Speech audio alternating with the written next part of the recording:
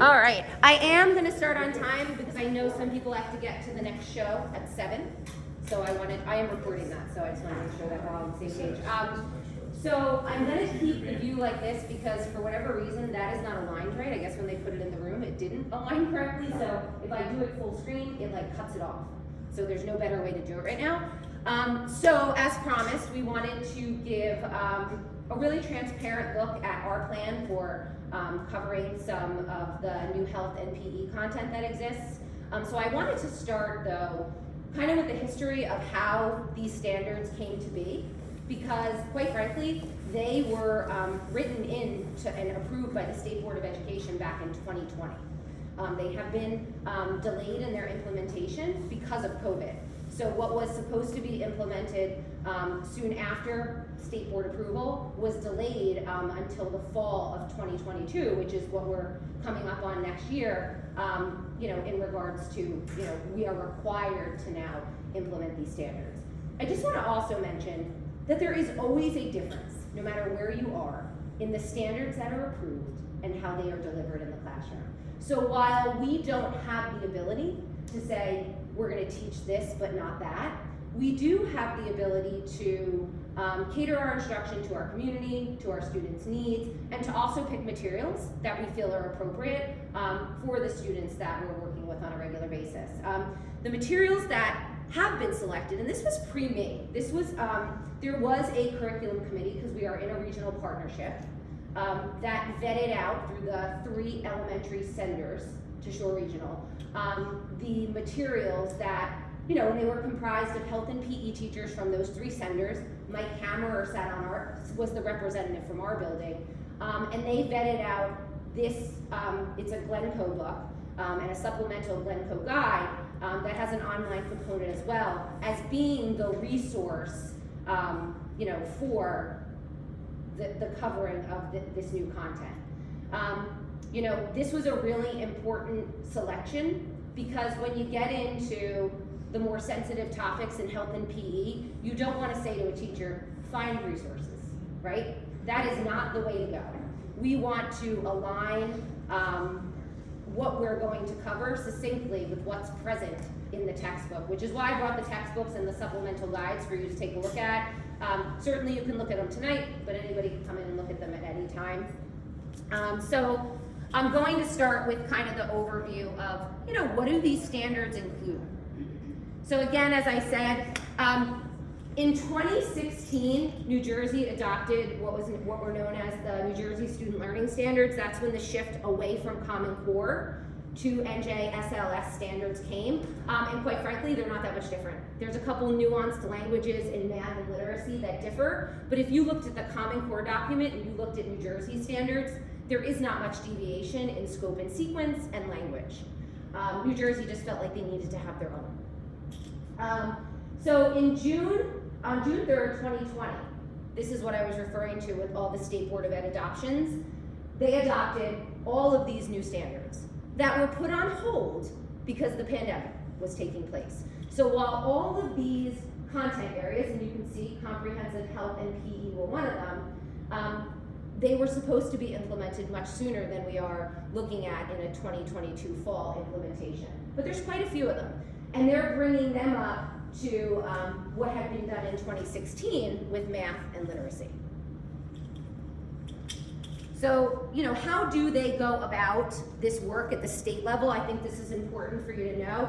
It isn't just a group of legislators or higher level Department of Ed officials sitting in a room. They really do source from kind of boots on the ground in districts, and they do ask for people to be involved within the writing process. So you can see this is kind of that kind of scattergram shows you the areas of New Jersey that had people represented from that were on these committees, and they were made of teachers, school leaders, higher ed, from suburban, rural, and urban districts, including the charter community, and then other nonprofit organizations, agencies, and military.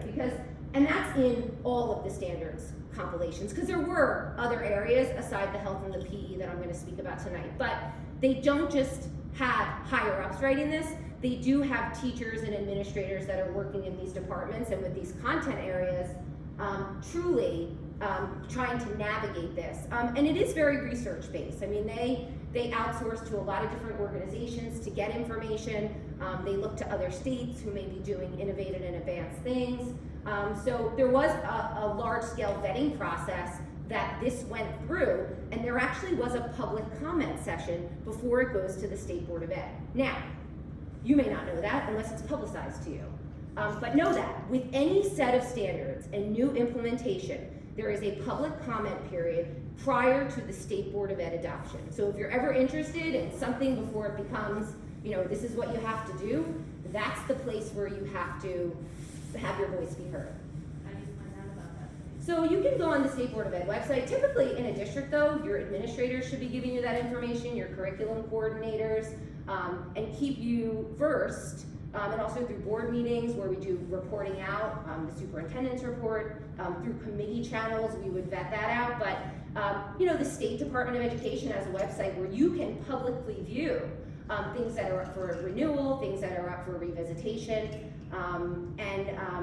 that's probably the best vehicle is through the NJDOE website. There is a parents tab present on there where you can find a lot of information about the various things that are up for adoption, that might already be adopted, but that public comment portion is really important.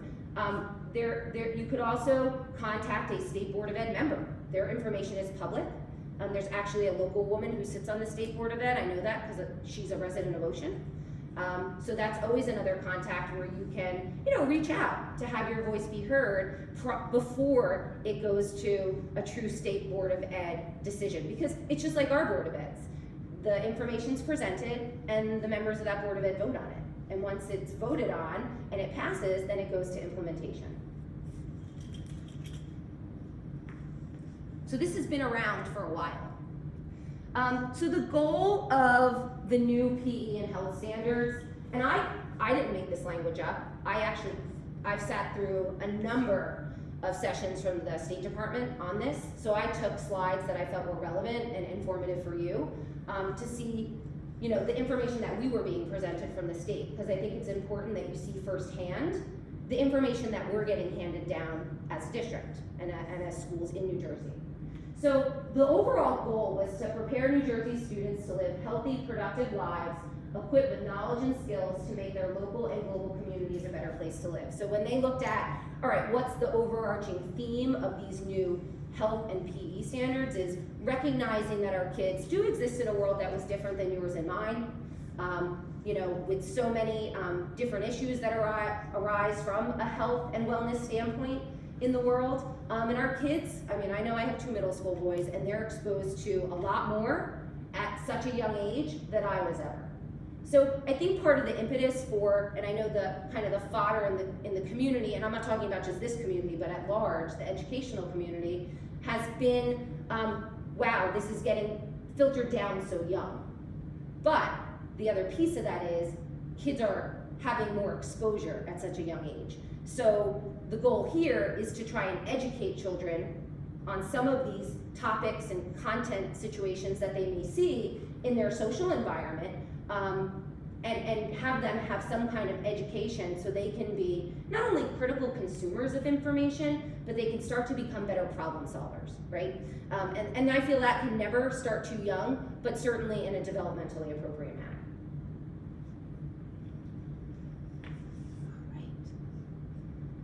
So this is actually the mission statement of the Comprehensive Health and Physical Education Group that created these standards.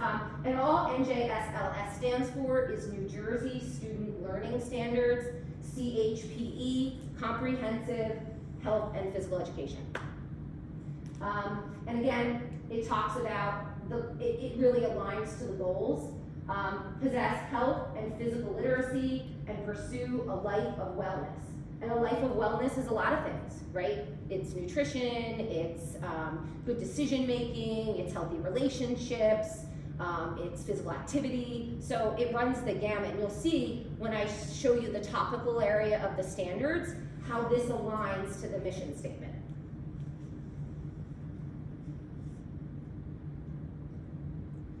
Okay, and with their mission statement, they always break it down into vision statements, and these are more specified things under that umbrella. And so what does this health and PE program include?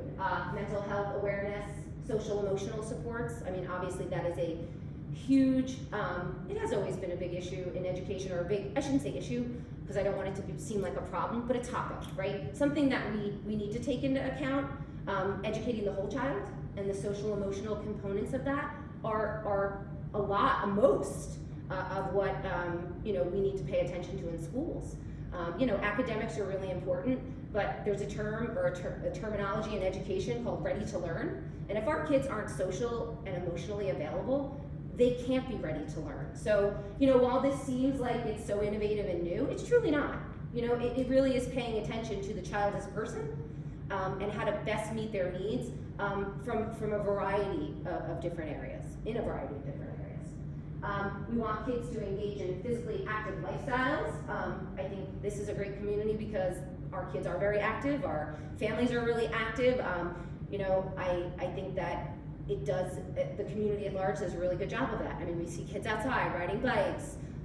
Its size helps that, but also the parental community fostering the importance of that and it being something that's valued. I don't think that's a hard one for us to meet on the whole. Awareness of health, wellness, and how to access reliable resources. Part of that is, listen, I have to do it with my own two kids, teaching them what's fact versus fiction, right? Because they get a whole education outside of my house and outside of the school building.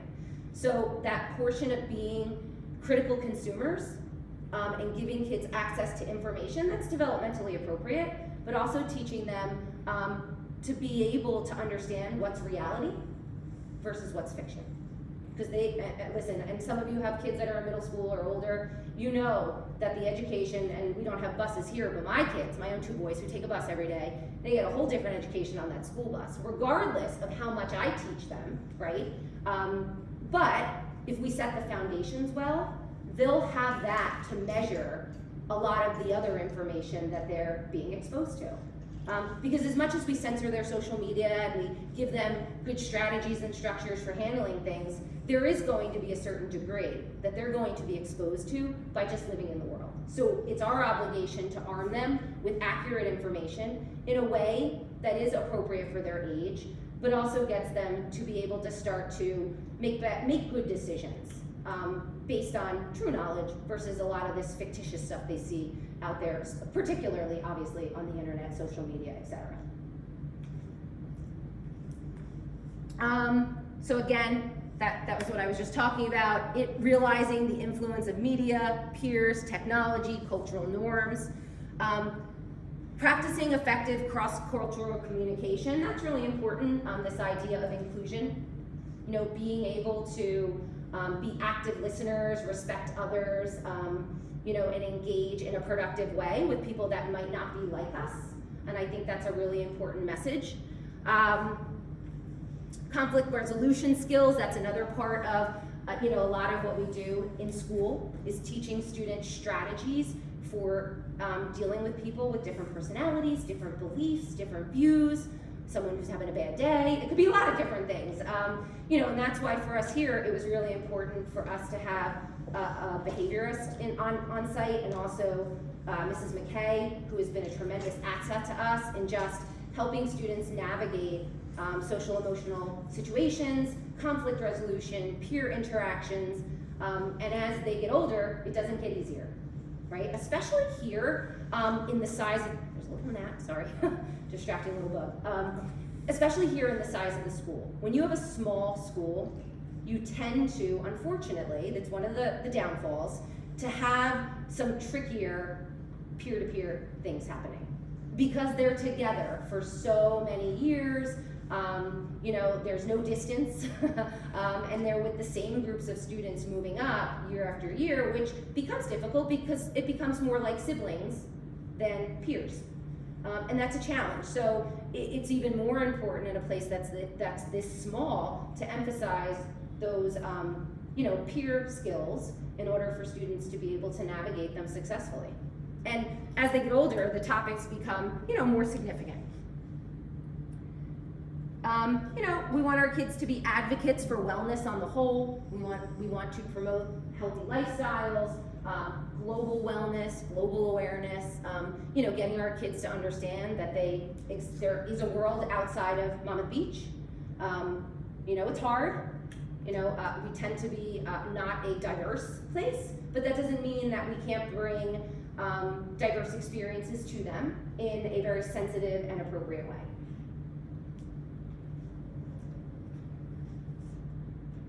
So the comparison. So these are some of the differences between the 2014 version, which was the last written version of PE and health standards in the state of New Jersey, and you have the 2020 adopted version. So both versions include banded standards, which means you have a chunked amount of time to cover a certain amount of standards. So if you notice, we talk about by the end of grade 2, there's a set, by the end of grade 5, by the end of grade 8, and by the end of grade 12. Some standards are banded, for example, counter to that, our math and literacy standards are not banded. They are grade level specific. So it's like by the end of kindergarten, you have to do X, Y, and Z in math and literacy. This gives a little more wiggle room in number 1, having time, and number 2, determining, and I talked about, what's written and what's implemented. It gives you some choice in what's covered when, which is what you'll see I gave you tonight. I sat down with Mike Kay at length, and we talked about, the content and the topics and what's in the standards and the requirements and where it should sit based on the fact that it is banded and what's appropriate. Like, where should these topics be positioned based on the readiness of our kids to be able to handle them? So you can see there are some differences in the structure. So for the 2014 version, there were 6 standards. It doesn't mean that now there's less. It's that they've grouped them differently. They've bundled them a little differently. So there are 3 main overarching standards now: the personal and mental health, physical wellness, and safety. Within there are 13 disciplinary concepts and core ideas, and 10 practices, and some new performance expectations, which really have to do with physical activity types of scenarios, performance-based. So these are the areas that are under each standard. So in your personal and mental health, you'll see personal growth and development, pregnancy and parenting, emotional health, social and sexual health, community health services and supports. Now, one thing to note, remember, these are covered by the end of 12th grade, right? Like, you have till the end of 12th grade for some of these more hefty topics. So while they exist under here, where they're positioned is really important too. I did not print you out a copy of the lengthy. 66 pages. Yeah, like, if you want to read that, it's very standard jargon. Like I said, there's always a divide, and it's a good thing there is, between what's written and approved and what's covered. And that's always an important thing to keep in mind, because nobody is verbatim covering those standards the way they are written. There's a lot of liberties that we take, dependent on our clientele, while still being able to address the major themes that exist here. So that's an important piece. Physical wellness, you can see the concepts. That's mostly the PE portion of it, and the actual healthy lifestyle type of things. And then you have safety, personal safety, health conditions, alcohol, tobacco, and drugs, dependency disorder, substance abuse treatment. All these things existed in some way, shape, or form in the old standards. Now to the depth that some of the concepts are probably covered, with an extra layer of more diverse populations fitting inside of that, and some of the skills being brought down a little younger, in the sense of, our kids are being exposed younger. Those are the real changes. But again, most of these are things that have been a part of the standards all along. They really have been positioned in the health.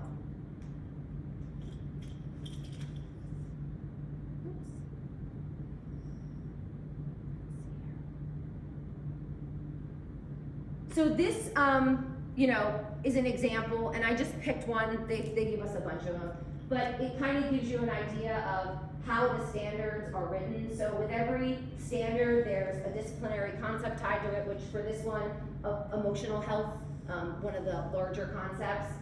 Within there, there's a core idea, and I picked one that shows by the end of second grade, what the students would be expected to do, and then the performance expectation.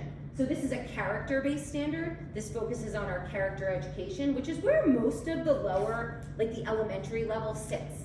When we talk about health and mental wellness and relationships, it's about resolution of conflict, peer-to-peer interaction, character, good decision-making, being an upstander. That's really what the lower grade of mental health and wellness looks like. So, this is just an example. So if you do decide you really want to look at that 66-page document, you have kind of an idea of how the parts are broken out.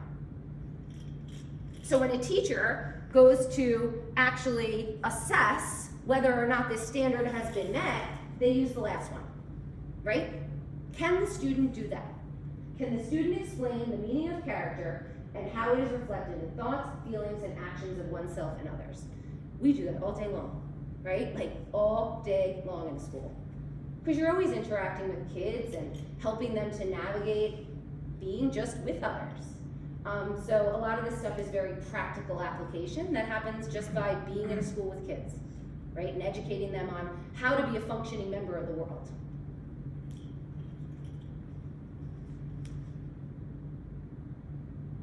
Here I did another look for you at something a little different. So again, remember I talked about how things are banded. This is the progression of personal growth and development. So one of those sections. So it shows you the escalation, and I picked this one purposely because it is the puberty one, right? And the talk sits in 5th grade, it always has. Parents have always had the ability to opt out of that if they so choose, but I'm gonna be honest, as a parent, I'm like, please tell my kids about this because I'd rather you than me. But again, and I wanted to show you, by the end of grade 2, they talk about enjoying different activities and that they're growing at different rates. Some are taller, some are shorter. My shoe size is a 5, yours a 4. It's very basic, like we're all different and we're all growing at different paces. And also personal hygiene. Brush your teeth, wash your hands, comb your hair. When they get into 5th grade, it's wear deodorant. I laugh because I always say I ran a 5th grade building, 350 5th graders, and by 3/4 of the way through the year, it was like a bad sub. All it just was. Like after recess, after, phys ed, and I'd have to have my nurse go in and give them like a talk, like and say, hey, like you're getting to that age, and because at that time, this is now, I'm dating myself 20 years ago when I taught 5th grade, we taught 5th grade, the teachers, and that's how it used to be in this school. The classroom teacher taught health.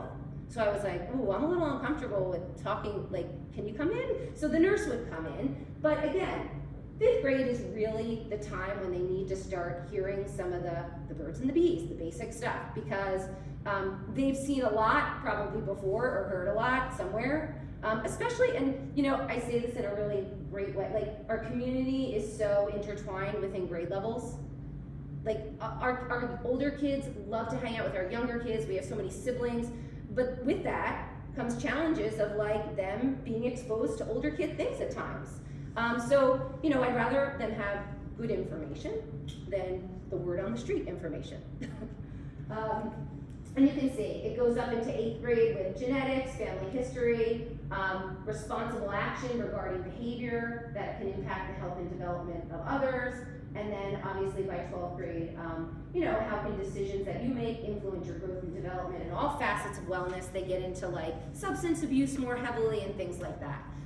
Substance abuse, alcohol abuse has always been part of our programming here. We've had DARE, now it's LEAD, and that sits in 6th grade. So it is positioned exactly where it still, most likely will be in these standards and for us here, because it is appropriate for that group.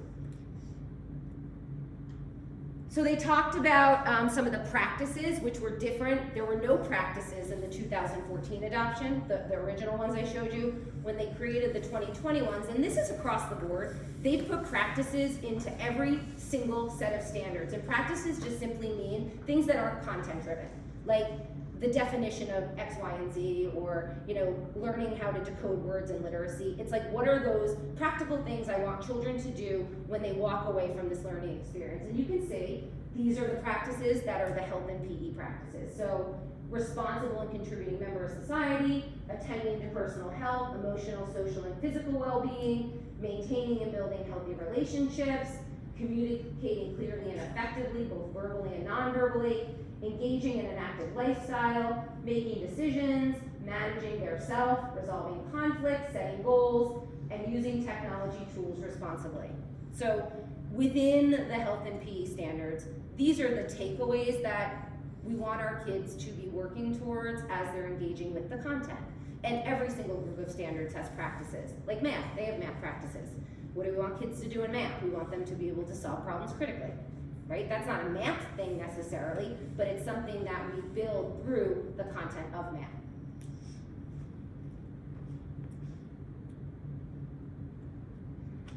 There are social and emotional learning competencies and sub-competencies, and you can see some of them. There are a lot of the things I already talked about: self-awareness, self-management, social awareness, responsible decision-making, and relationship skills.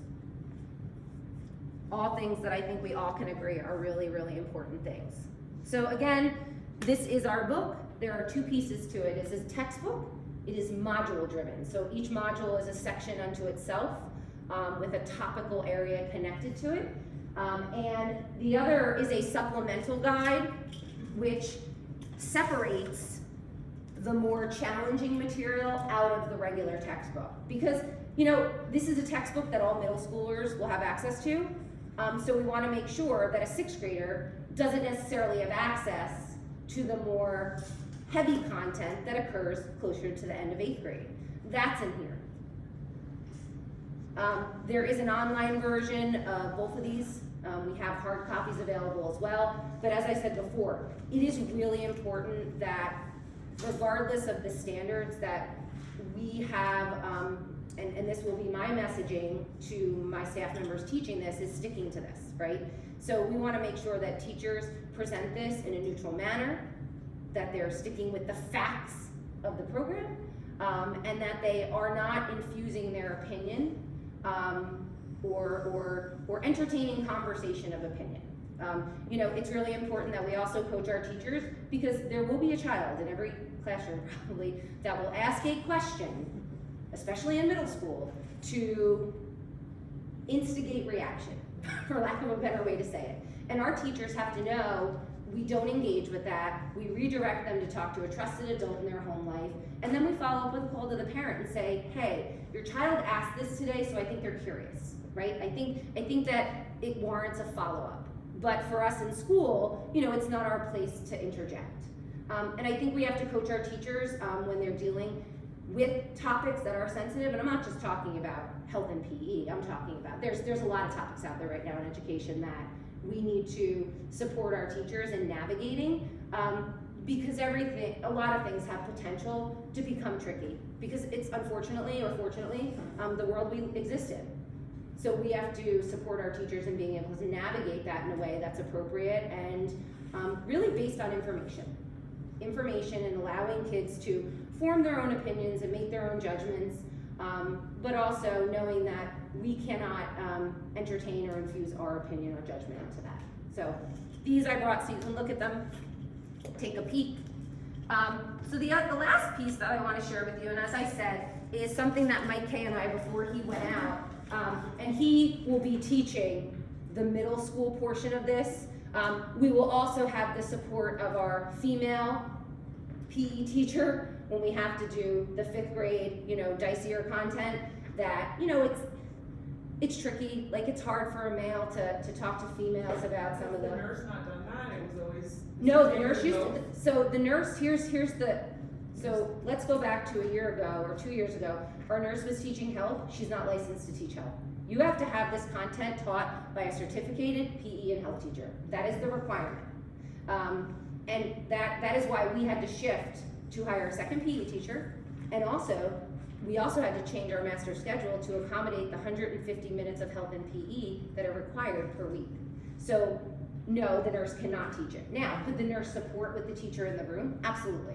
But the nurse shouldn't be the sole conveyor of information. It really needs to be the people that are certificated in the content. I'm shocked that they don't have to have that certificate as a school nurse. Yeah, no, they just said it's a school nursing certificate. Now, because they don't have an educator certification, they don't have a teaching license, right? So anytime you put your nurse in a classroom, you need to have a certificated teacher with them.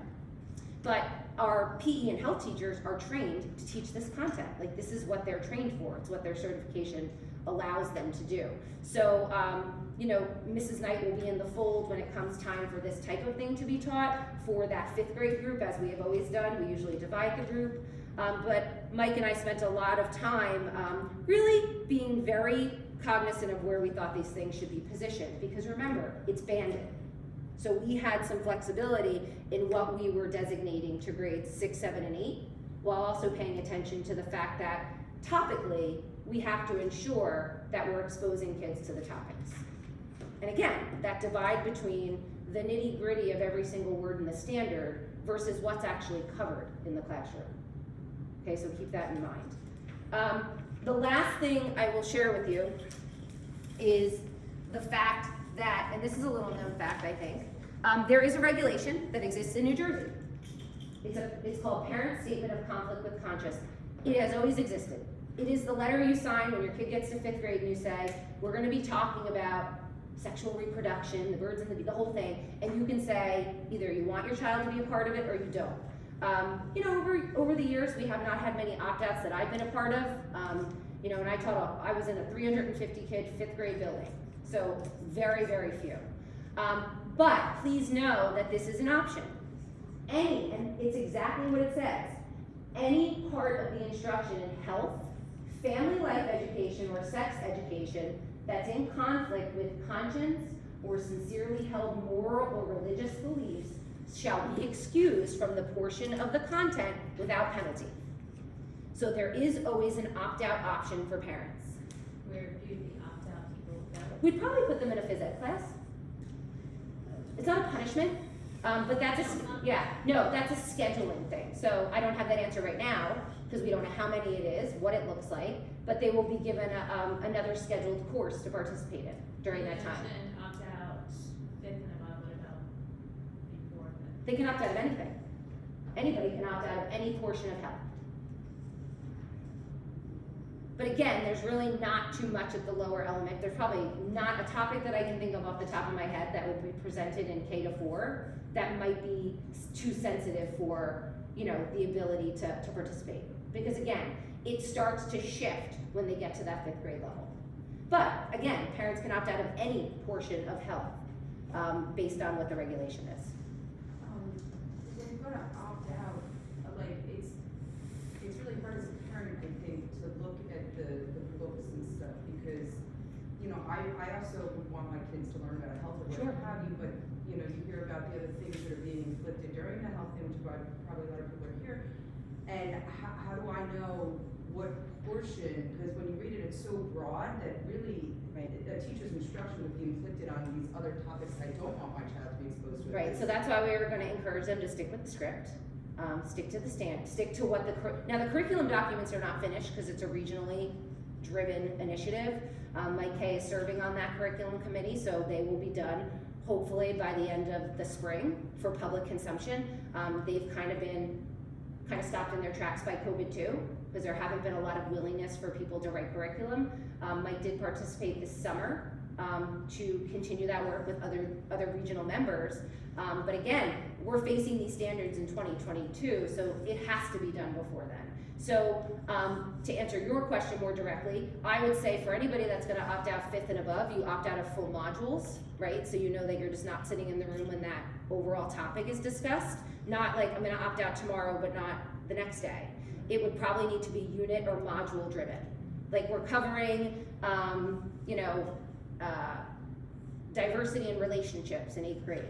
I don't want my child involved in that module. So it's a more defined opt-out than like, I'm just not gonna come to the lesson tomorrow. I also read about districts that are adopting some sort of, program where the parents are able to view the actual lesson plan, online to see what their child. That is kind of a swirling rumor. Okay. Because there will be no member of NJEA that will ever support that, because that would mean that teachers have to plan in advance Mhm. more so than what their contract requires. So I do not think that will ever come to fruition. I do not believe that will, and there will never be teachers on camera broadcasting lessons. Like, those are two rumors that are just not gonna happen. Like, I can't imagine that teachers are gonna willingly hand over their lesson plans. They're gonna say there's a scope and sequence and there's a curriculum document that you can view online. Darren, you wanna weigh in? Never. No, it will never happen.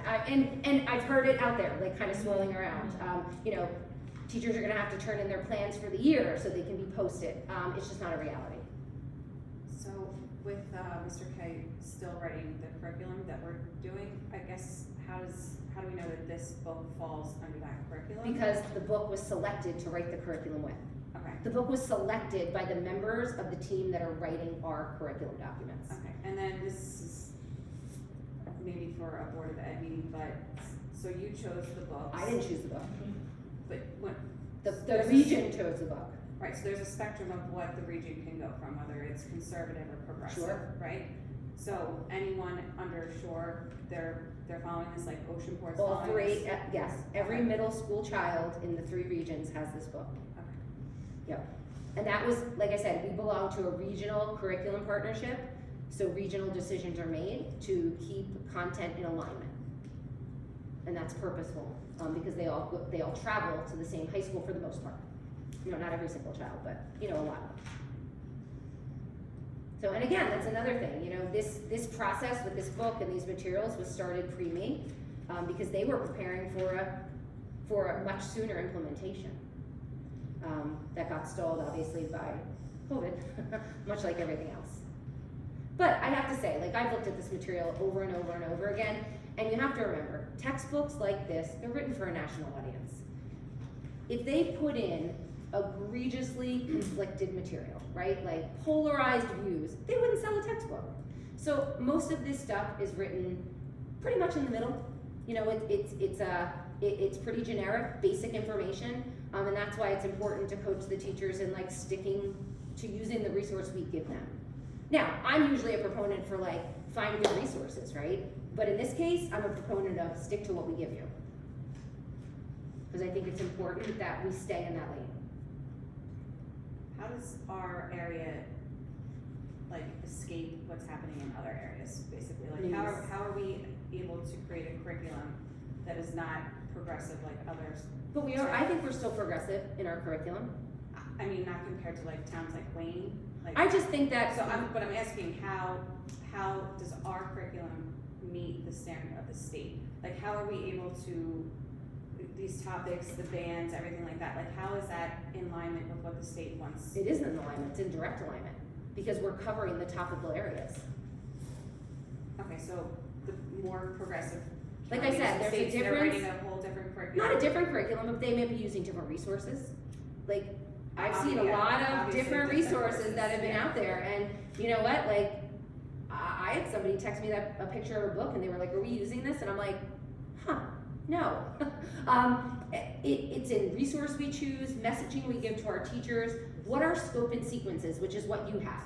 Like, and remember, it's the approved standards and the divide between that and what you're actually doing. Because that does exist in every place. So if you have a place that wants to put lots of opinion and kind of an information that is heavily one way or another in opinion, then yeah, I think you're setting yourself up for disaster. I mean, I think it's important that we teach teachers to give information, and accurate information, instead of taking liberties with some of the content, which is, I think, what's scary, right? We never know what's going to be said in the classroom. And, I'm a parent too. I have kids that are going to sit in a classroom and this is going to be their world as well. I can't control that, but I can be engaged and involved in the conversation I can't ensure that my kid's not gonna go to school tomorrow and a teacher's not gonna say something.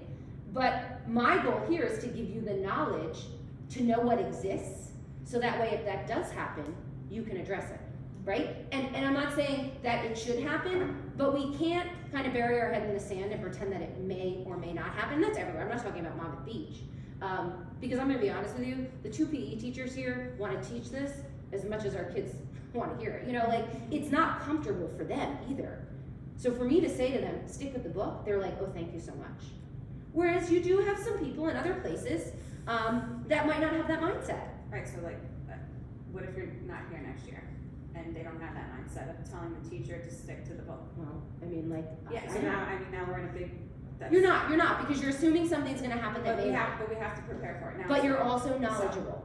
Knowledge is power. Yeah, but the point is, you're saying what we wanna hear, okay, and it goes to a teacher, then whoever's in charge of that teacher next year has a different liberty than what you're telling But us right now. I really don't think, But things have happened this year, and that's why all of us are here. Like, there is a concern that if you are not here and these teachers are not getting the same message, we're in a spot where we don't wanna be in. So this is preparing for a couple months from now, so this is very helpful for me, but it doesn't. yeah, but I can't prevent I know, what could and it's happen not in on the you, future. but this isn't gonna stop after tonight because it's gonna be a concern. And my for advice would be this, is that whoever succeeds me, that you have a conversation with that person. But yeah, like, can they watch this? But that you No, have. seriously, that's why we want these things recorded, because, again, this is helpful. But I don't think I think that you have a board of education that is not gonna hire somebody that's counter to what the beliefs of the community are. You know, like, trust in them more than that, because I do believe that they are going to select somebody that is in line with the things that are already happening.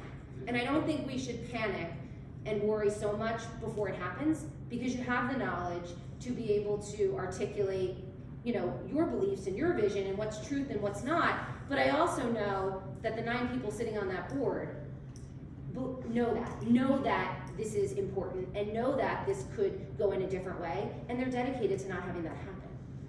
We have a So lot of- trust that. We have a lot of different personalities on that board, and I would say that we're all pretty much in alignment with not getting too crazy with this. Yeah, I think. And Ken's that great. Just my concern is that was very general. Yes. That's what you had Mhm. there. That 66-page document, Yep. I had to read twice. Yeah. Because it was so detailed. Mhm. Does that teacher, does it fall in her ability, I know we want her to stick and what we're saying over here as well, but is it her right or his right by law, because that's a standard that's been implemented, that they're protected under that, even if we guide them, this is a sensitive subject, we want you to stay on task with this Protected, you mean as if material. somebody says something that's. Right, or if they went offline. I mean, it depends on the context. So I would definitely, you know, anytime somebody goes off script or infuses opinion, because that's what it is. It's, Absolutely. do we get to a place, not necessarily if we give fact about a concept, but if we infuse opinion. I think the infuse of opinion portion stands outside of the standards. Like, there is no room in these topics of like inclusivity, diversity, equity on all fronts, health, mental wellness, sexuality, you name it, all these topics. There is no position that I could ever support a teacher in when they've infused their own opinion and tried to indoctrinate someone to their own mindset. And the administrator, I think, has to do a good job of policing that, right? And if it happens, ensuring that it doesn't happen again and a strong message is sent about it. Because again, listen, my kids go to school every single day and they have the same potential to have that happen. But I know that I know enough to be able to say, that doesn't sound right to me, right? Like, this doesn't pass the smell test, right? Like, it just doesn't seem right. But on the end of the school too, coaching teachers and laying, you know, a very strong message about like, opinion can't be interjected into this. Like, our role in education is to give kids information so they can make good decisions and be critical consumers. That is it, right? They, with the support of their families, with their, you know, religious community, you name it, they're going to have a lot of different perspectives brought into that decision-making kind of fold and that critical thinking fold. But we should never ever put our kids in a position where they feel, or their parents feel, that we're projecting our mindset onto them, or swaying their opinion. So, that's more important than what's written in those standards.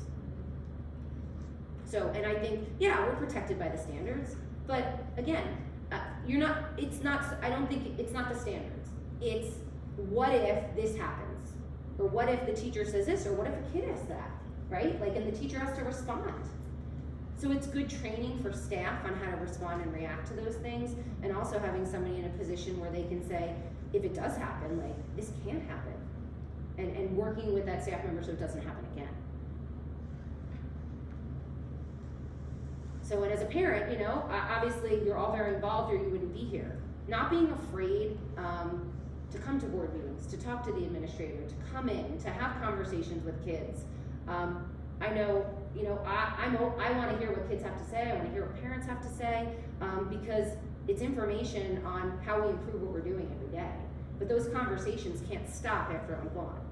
So, and again, like I said, put your trust in the board, because I know that they are 100% looking to continue that mindset moving forward. Because transparency and knowledge is a way that we can all come together as a community to ensure that our kids are getting what they need, but also providing certain protective measures for them too, in order to have them be exposed to things in a sensitive and really developmentally appropriate way.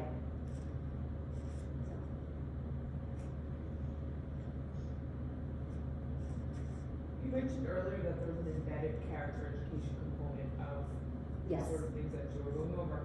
Is there a standalone that they are talking about implementing with the mental health crisis that's going on in our So, Courtney McKay has been doing a lot of work with students individually. We are also, the next phase of an initiative in this building, and I hope that the person that succeeds me does continue it, because there is money put away for this, is something called Responsive Classroom.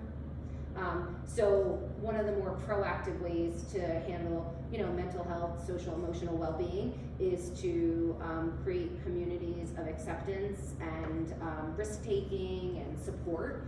And Responsive Classroom is more an infusion into the instructional model that you have, and it's an approach to handling students, in sensitive ways that speak to their mental health and emotional well-being. So it's a great program. There is a component that spans K to 8. But again, like, we've put a lot of things in the last year. And there is such a thing as initiative fatigue, so we have to be mindful of that. We had to hustle up on a lot of things. That potentially should be the next layer for this building, to get something more embedded in the overall culture of the school. Because there's no canned program that addresses mental health or character, right? It's more of a culture and climate driven thing where everybody's communicating messages of community, support, inclusivity. And I think our teachers are doing a great job, but there's absolutely some relational aggression going on in 3rd grade already with these girls that is not gonna go away unless it's addressed on the regular. Yeah, and it is, and it's again that plight of like the small school, right?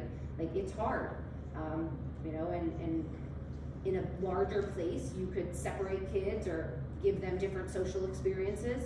And unfortunately, when you're running 2 classes at each grade level, there's only so many places to go and maneuver and interactions, and especially in grade levels where there's limited number of boys or girls, right? Because then you're, kind of double whammy, right? Because at lower elementary, boys tend to hang out with boys, girls tend to hang out with girls, they're icky and yucky still. So, but, we do have some classes where there's less boys or less girls. So that's another challenge. But again, teaching them, and this mindset of community, that we're all here to support one another, and I may not like you as a person, or I may not choose to have you in my company as a friend, but I have to respect you, and I have to coexist with you, and I have to treat you appropriately. And that's the messaging that we've been kind of promoting all year long. It's a message I promote with my own kids. Like, listen, you may not like the person, you may not want to hang around with them after school, but you certainly cannot be mean, nasty, rotten, exclusionary, etc. But we all have to be speaking that message and promoting that all the time.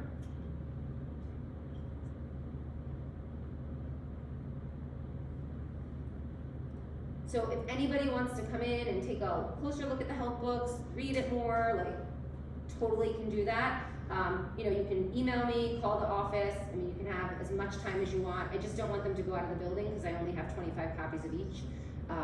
But you certainly can come in and look at them at any point. If anybody has any follow-up questions after, certainly email me, reach out. I'm always happy to have a curricular conversation with anyone, or any conversation. But I do like curriculum.